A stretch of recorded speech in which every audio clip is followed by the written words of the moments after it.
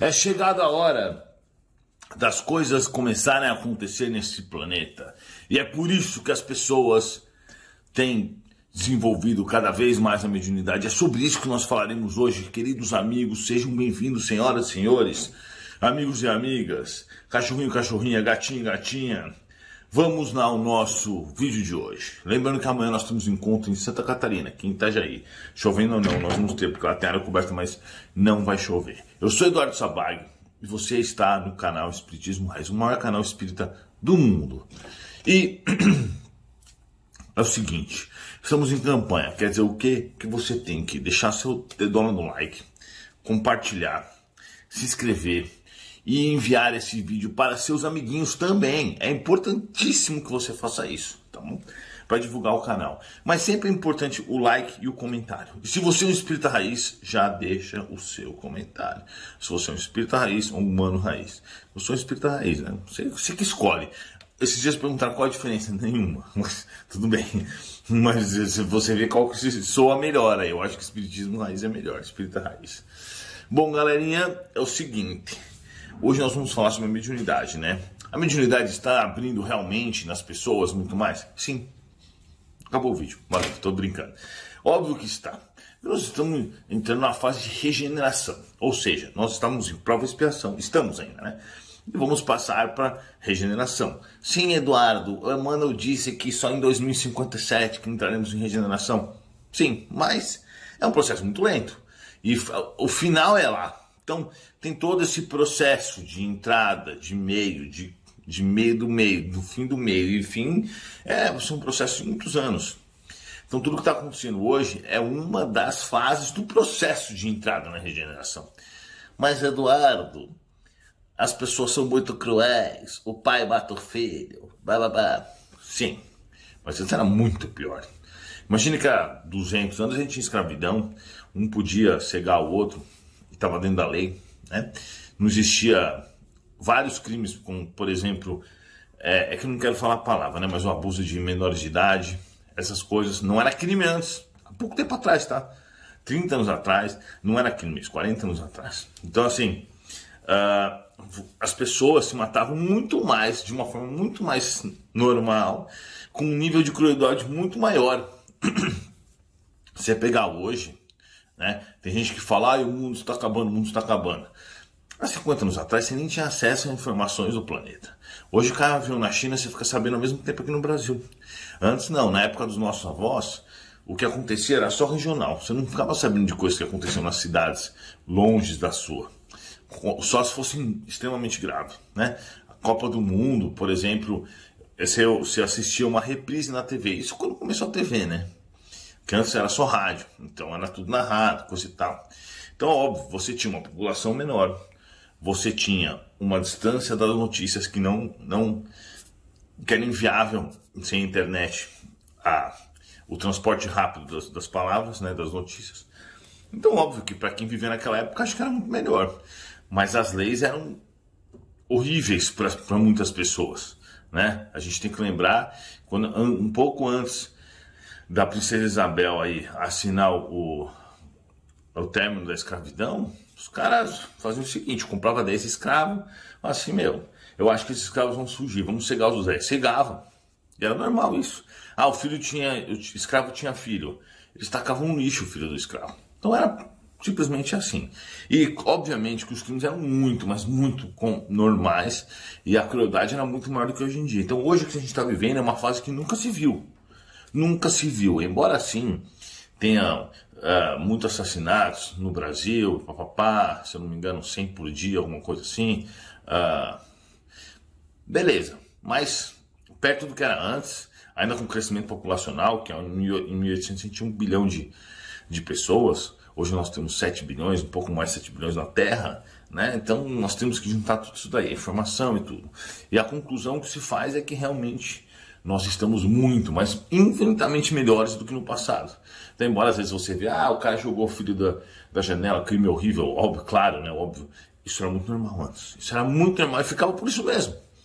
Porque não tinha câmera, não tinha como se investigar direito, então os caras cometiam um crime e ficava por isso, né? Hoje a gente sabe que isso já não é tão assim embora acho que só 3% dos assassinatos são realmente esclarecidos no Brasil, não por conta dos policiais. Sim, existem policiais ruins e bons, mas também por conta do mecanismo do sistema mesmo, né? Então, se a gente pegar e falar assim, putz, nós estamos mudando muito, o universo, o planeta está mudando demais, o universo também, mas o planeta está mudando muito. E o que é que eles querem colocar agora para essa nossa nova geração? As gerações novas, os espíritos, estão vindo de outros planetas. Eles trazem informações dentro deles. E muitos desses vêm de planetas onde a mediunidade é muito comum. É habitual você conversar com o seu mentor espiritual como você conversa, vamos supor assim, todo mundo tem uma mediunidade igual a minha, né? Que eu posso conversar com o meu mentor espiritual como se eu estivesse conversando com o meu vizinho. Quer dizer, mais, porque eu não converso muito com o meu vizinho, mas vamos dizer assim, com qualquer pessoa da minha família. Então existem muitos assim. Então o que se dá é que essas almas que elas têm no espírito dela já uma mediunidade bem forte, e elas, ao se programarem a vir para o planeta Terra, elas preparam o seu corpo biológico compatível com isso. Então, claro que esses espíritos eles já vão carregar na bagagem deles essa mediunidade. E além de tudo isso, você percebe que as pessoas têm cada vez tido mais sensibilidade. Eu vou falar uma coisa para vocês. Eu cheguei à conclusão que praticamente todo mundo tem uma certa sensibilidade, né? Allan Kardec já tinha concluído isso como, né? Óbvio, né? Não que, pelo amor de Deus, não estou me comparando a Allan Kardec, hein? Na verdade é o seguinte, o que Allan Kardec fala é que todos nós somos médiuns. Por quê? Pelo menos um pensamento de um espírito você recebe. O espírito chega perto de você e te dá um pensamento bom ou ruim, você consegue receber. Então ele concluiu que nós todos estamos abertos a receber o pensamento do mundo espiritual, certo? Beleza. Mas o que eu tenho reparado agora é que cada vez mais as pessoas que eu conheço, em lugares assim, tipo no posto de gasolina, o cara vê meu carro e começa a me perguntar sobre espiritismo. Aí você vai conversar com o cara, aí o cara fala que ele vê espírito, que não sei o quê. Ou seja, realmente a mediunidade ela está se expandindo, né? E isso não é um acaso, não é que foi um acidente. Os bons espíritos vão desbloqueando as pessoas para ter mais acesso ao mundo espiritual no momento certo, no levante da tecnologia, na evolução que nós estamos vivendo agora, uma evolução tecnológica. Eles colocam também os fenômenos espirituais, eles colocam os fenômenos com os espíritos, os fenômenos do mundo espiritual, para que não se perca, né? Para que não fique apenas o destaque da tecnologia, e sim se carregue junto o mundo espiritual. E aí qual que é o resultado disso tudo? O resultado é que mais pessoas acreditando mais na questão espiritual. Óbvio, mesmo assim ainda tem gente tão tonta que não acredita, né? Mesmo pessoas que vivem as experiências não acreditam. Eu gostaria de lembrar vocês uma coisa. Por exemplo, esses dias eu estava aí, anteontem, fiz até uma história no Instagram. Falei pro cara assim, eu leio o pensamento das pessoas, eu realmente leio. Ele falou, duvido. Eu falei, então tá, pensa no número de 1 a 5. Ele pensou 2 números, eu acertei os 2. Ele falou assim, caraca, não é possível, como assim? Isso deve ser probabilidade. Eu falei, que probabilidade? Eu falei pra você pensar um número de 1 a 5, você pensou 2, eu acertei os 2. Acontece o quê? Nesse caso, esse cara, ele acredita assim.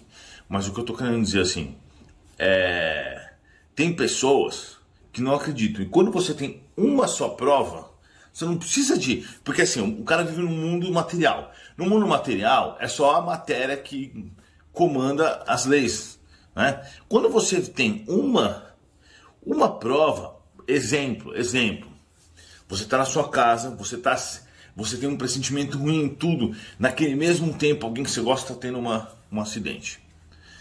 Isso já é o suficiente para você ter certeza que o mundo espiritual existe. Você não precisa de 10 provas. É uma só, porque se não existisse não ia acontecer aquilo, entendeu? Se não existisse, eu não ia conseguir, por exemplo, acertar com tanta precisão os 2 números dos 5 que ele chutou, né? Porque não é... Tudo bem, você fala acertar um número é 20%, mas no contexto todo, eu já tinha dito antes dele falar os números, eu falei, eu vou acertar, não importa o que você fale, eu vou acertar, o número que você pensar eu vou acertar. Eu já fiz isso com um monte de inscrito aqui pelo Instagram, já fiz isso ao vivo, quando eu encontro, quando eu conheço as pessoas. Então assim, é muito normal. E o que eu estou querendo dizer para vocês é o seguinte, um fenômeno que você tenha de ver um espírito num contexto, ou de passar por uma situação, entendeu?